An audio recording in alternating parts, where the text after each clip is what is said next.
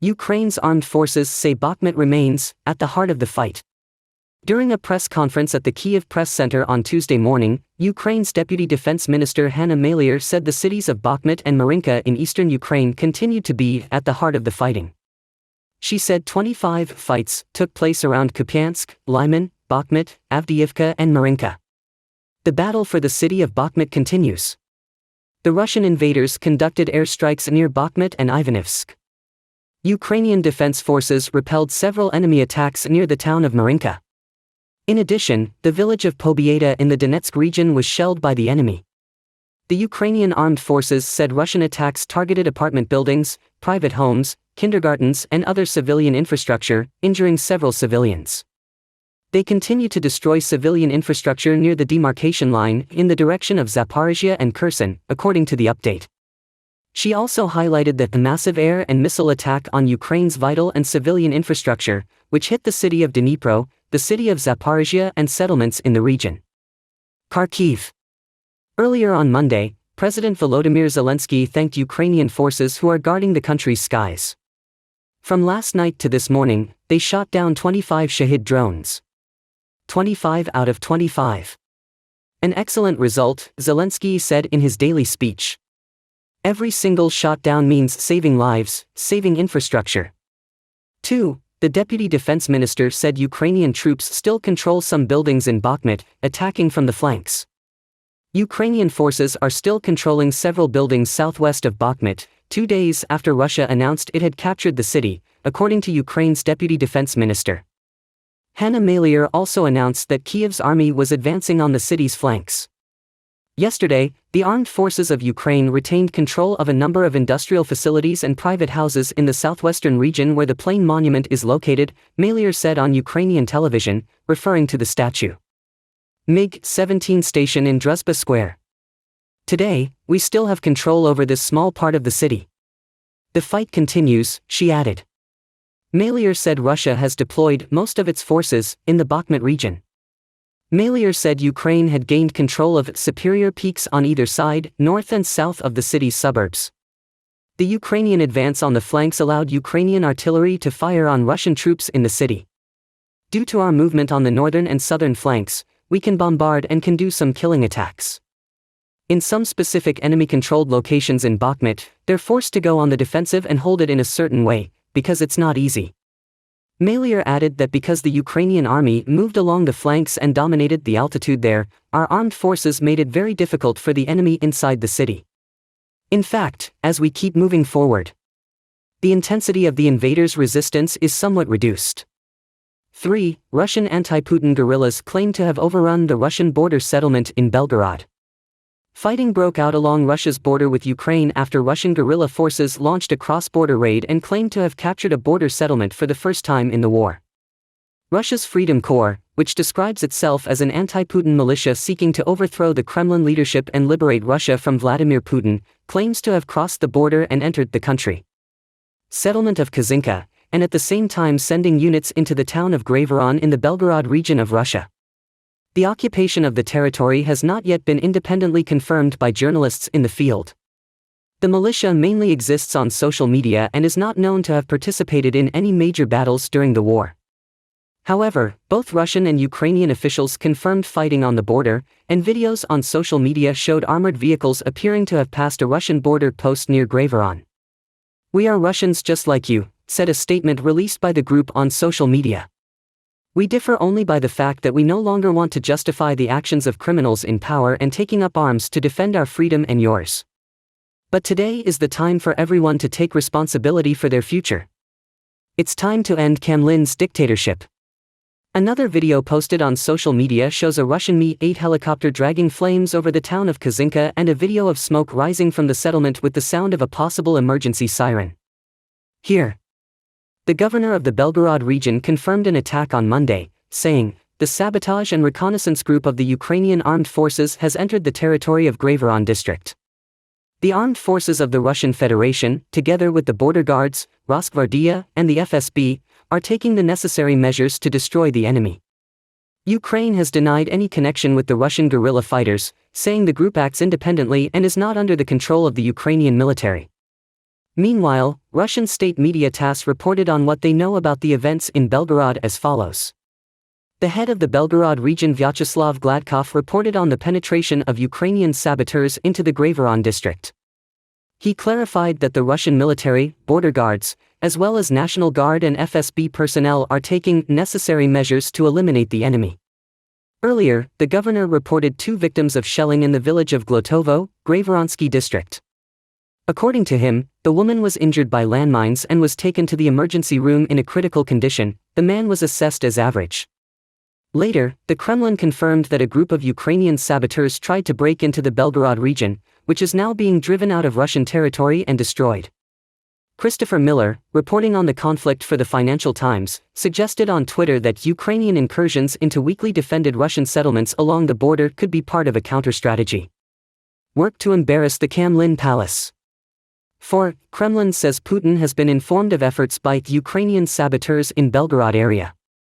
Russia's state-owned TASS news agency said Putin had been briefed on what was believed to be an attempt to infiltrate the Belgorod region by Ukrainian forces.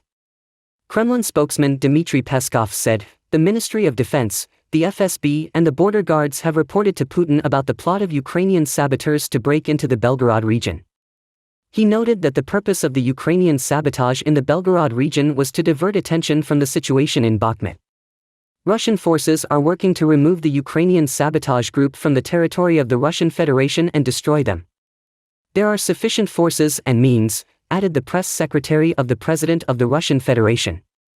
Reuters reports that Ukraine's military intelligence agency said armed activity in Belgorod was by Russian nationals belonging to 2 paramilitary groups. Military intelligence spokesman Andriy Yusov said that the Russian Freedom Corps and the Russian Volunteer Corps were responsible for the operation. TASS identified the territory of the Graveronsky district as the site of the incident. None of these claims have been independently verified. 5. Mikhailo Podolyak, an advisor to the head of the Ukrainian presidential office, separated Ukraine from the events in Belgorod, where there were reports of an armed incursion into Russian territory. The only political force capable of changing the political landscape in a screwed-up totalitarian state has always been an armed guerrilla movement. Ukraine is following events in the Russian region of Belgorod with interest and studying the situation, but they have nothing to do with us. As you know, tanks are sold at any Russian military store and underground guerrilla groups consist of Russian citizens. The Kremlin has accused Ukraine of orchestrating an incursion to distract from Russia's claim that it took full control of Bakhmut over the weekend. 6. Ukraine said Russia had to urgently evacuate its nuclear arsenal from Belgorod in the context of Russian guerrillas attacking Putin's troops. Newsweek had a report titled "Russia Removes Nuclear Munitions from Belgorod Amid Conflict, Ukraine," which means Ukraine says Russia evacuated nuclear warheads from Belgorod amid conflict.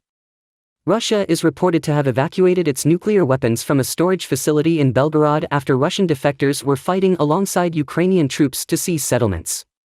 Members of the Russian Freedom Corps, formed just weeks after Russian President Vladimir Putin's special military operation he launched into Ukraine last February, include former members. Russian Army along with other Russian and Belarusian volunteers. Ilya Ponomarev, a Russian politician in exile and the group's political representative, told Newsweek on Monday that their goal is to liberate Russia from Putinism. He said the Russian city of Kazinka had fallen into the hands of members of the Russian Freedom Corps and the Russian Volunteer Corps, or RDK for short. Andriy Yusov, a spokesman for Ukraine's military intelligence service, said in a phone call on Monday that Russia's nuclear weapons facility is known as Military Base No. 25624 and is located in Graveron, a town, and is the administrative center of Belgorod Oblast located in western Russia near the border with Ukraine. According to Ukrainska Pravda, this military base is classified by Russia as Object C according to the standards of the Russian Strategic Missile Forces for the country's central nuclear storage facility. Nikolai Sokov, senior fellow at the Vienna Center for Nuclear Disarmament and Non-Proliferation, told Newsweek via email on Monday that he is more than 99% sure that if the report is true, the evacuation was conducted for the safety of the weapons, not for their use, and added that the likelihood of the Russians using them is practically zero. If nuclear weapons are used, this will entail an escalation with NATO and they will be used against NATO, most likely Poland, Sokov said. So far, however, Moscow has demonstrated relative caution. Despite various vague threats, it has not taken escalation steps leading to nuclear use. According to Ukrainska Pravda, core members entered Graveron, where they urged residents to stay indoors and do not resist. The Russian village of Goropodol is also said to be in the process of being temporarily occupied. Mikhail Troitsky, a professor of practice at the University of Wisconsin-Madison, agrees with Sokov, and told Newsweek in an email that it is strange that Russia has not removed such weapons before because of the base too close to the border. It could be a sign that the actions of the Russian guerrillas may have taken the Kremlin by surprise, he said. Troitsky added, although Ukraine probably won't deploy nuclear warheads even if it holds them, Moscow may be preventing them from falling into the hands of NATO countries. So moving nuclear weapons out of the war zone would be a reassuring sign for us because it shows Russia doesn't want to use nuclear weapons. Russia doesn't want to see Ukraine confiscating these nuclear weapons and then having to respond with nuclear weapons. Yusov said Monday's events had nothing to do with Ukraine and his country's military. Ukrainian defense and security forces are liberating Ukrainian territory and liberating our lands to advance towards Ukraine's internationally recognized border in 1991, Yusov said. Everything that is happening on the territory of the Russian Federation is an internal Russian conflict. Citing a previous report by the Washington Post from leaked documents, Ukrainian President Volodymyr Zelensky and top Kyiv military officials were considering conducting attacks inside Russia to capture border cities in order to give Kyiv leverage in negotiations with Moscow. Sokov believes this latest attack could have deadly consequences. Despite Putin's invasion of Ukraine, Moscow has always claimed that this war is a NATO proxy war, so the risk of escalation could increase. As this Russian legion moves further and fires into the nuclear storage, even if it is empty at the time, the risk of escalation will increase even higher. I had predicted that the summer and early fall could see dangerous developments. Unfortunately, things seem to be going in that direction. Newsweek has reached out to the Ukrainian and Russian defense ministries by email for comment. 7. The Associated Press reports that defense ministers and senior officials from 12 Nordic countries met in Poland on Monday to discuss strengthening deterrence and security on the western flank. NATO and strengthen Ukraine's defense capabilities. They gathered near Warsaw as part of the Northern Group, a platform for developing security initiatives for members of NATO and the European Union.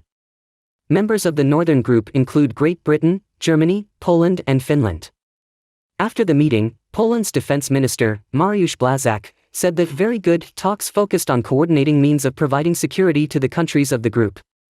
He emphasized the good cooperation with Britain and Sweden, saying that the two countries have similar views on the threats posed by Russia when it goes to war with Ukraine. We are looking for common solutions to ensure security, said Błaszczak. He said Polish efforts to obtain early warning aircraft from Sweden were underway. Officials also discussed preparations for the July NATO summit in Vilnius, Lithuania, and Poland's proposals for the summit, Błaszczak said. That summit is expected to assess Ukraine's prospects for membership.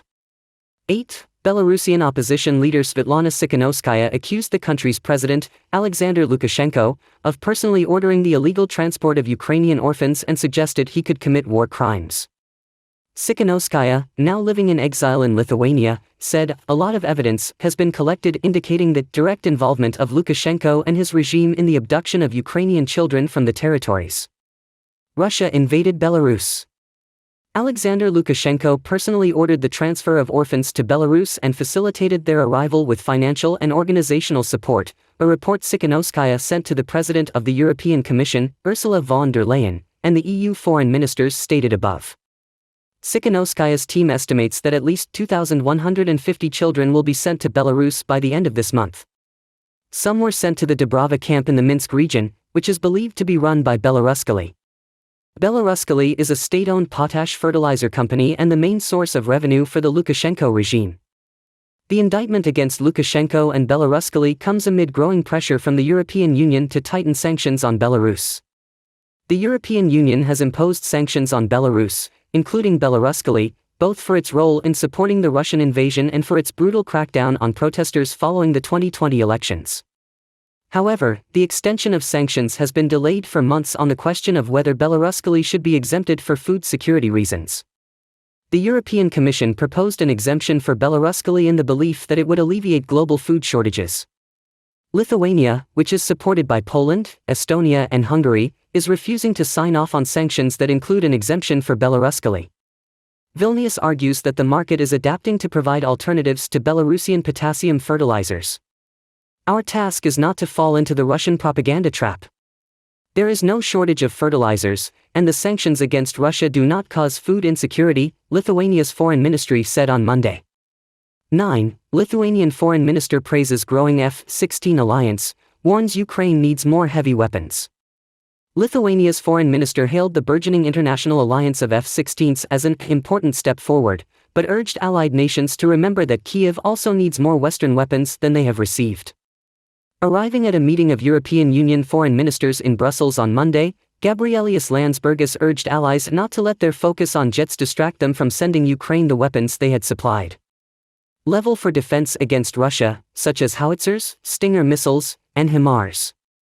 Our support for Ukraine must be continuous, not only adding new weapons, but also supporting what has been said before, Landsbergis said. Also speaking to journalists while attending the meeting in Brussels, the EU's top diplomat Josep Borrell said he hoped Ukraine could soon be supplied with F-16s. Borrell said it was good that the G7 finally decided to prepare the ground to supply Ukraine with the jet fighters it needs. I think pilot training has begun. This is the first thing to do. And I hope that soon we will supply Ukraine with these weapons, he added.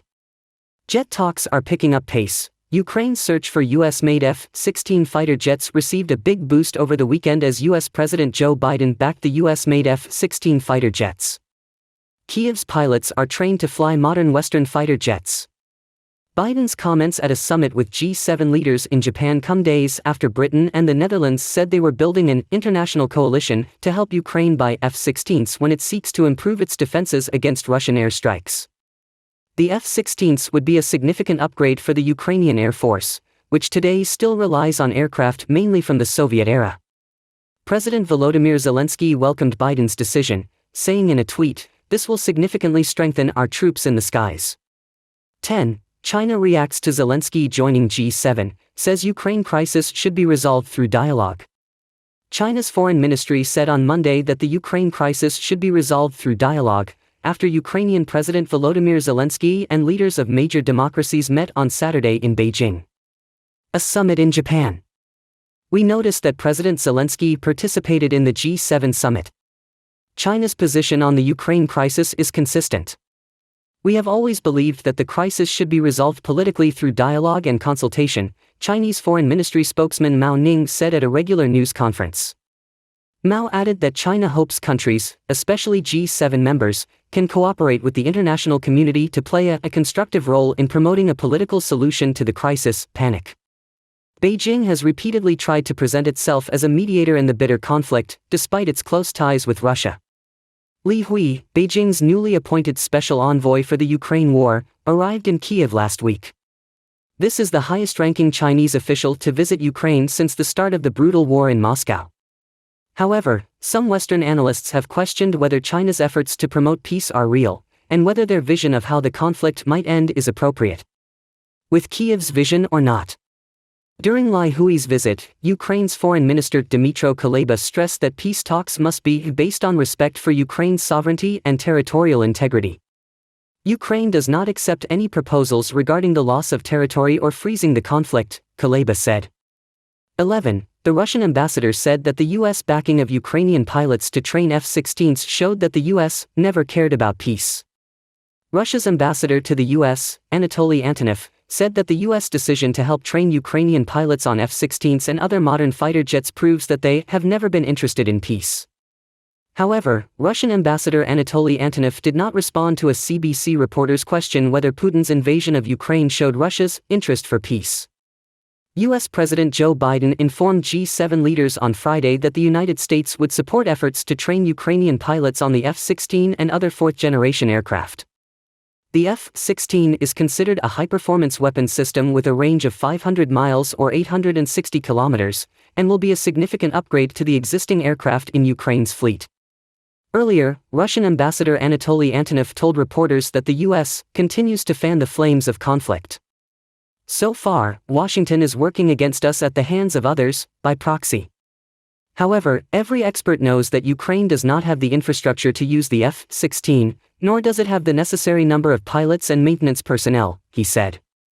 The ambassador's words echoed those of Russia's Deputy Foreign Minister Alexander Grushko, who warned Western countries of huge risks if Ukraine were supplied with F-16 fighter jets, state media Russia TASS reported on Saturday. "We see that Western countries are still following the escalation scenario," Grushko said. "It involves enormous risks to themselves. In any case, this will be taken into account in all our plans and we have all the necessary means to achieve the set goals."